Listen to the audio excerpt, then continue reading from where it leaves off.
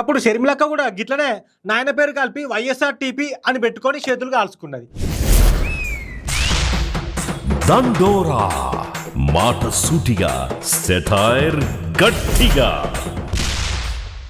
నీ కూర ఏమొద్దు కానీ ఇన్ని కూరగాయలతో తీసుకుపోతా అన్నదట వెనకటికి. అవ్వ గట్లే ఉన్నది కవితక్క కథ కూడా అని కొందరు మాట్లాడుకుంటున్నారు. మరి వాళ్ళు గట్ల ఎందుకు మాట్లాడుకుంటున్నారు అంటే, నాయన కేసీఆర్ సార్ ఫోటో లేకుండానే ఆయన పేరు తీయకుండానే జనాలకు పోతా అని చెప్పిన కవితక్క కల్వకుంట్ల అనే పేరు అయితే తీయలేదు పేర్లకెంచి. ఇక ఇప్పుడేమో కేసీఆర్ సార్ పెట్టిన టీఆర్ఎస్ అనే పేరును ఆమె పార్టీకి పెట్టుకుందామని చూస్తున్నదట. అగో గదేంది మొన్నటిదాకా తెలంగాణ ప్రజా జాగృతి అని అంటారు కదా అని అంటే, అది మొన్నరా అని సమాధానం వచ్చినా అత్తది కావచ్చు అంటున్నారు కొందరు. కార్ పార్టీని టీఆర్ఎస్ కెంచి బీఆర్ఎస్ గా మార్చినప్పటికెంచి గా టీఆర్ఎస్ అనే పేరు ఖాళీగానే ఉన్నదట.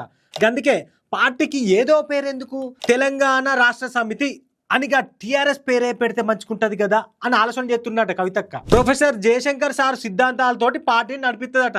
అట్లనే సిద్దిపేటలో మహిళా రిజర్వేషన్ చేస్తే ఆడికెంచి పోటీ చేస్తాట. గజ్వేలైనా సరే అంటున్నది కవితక్క.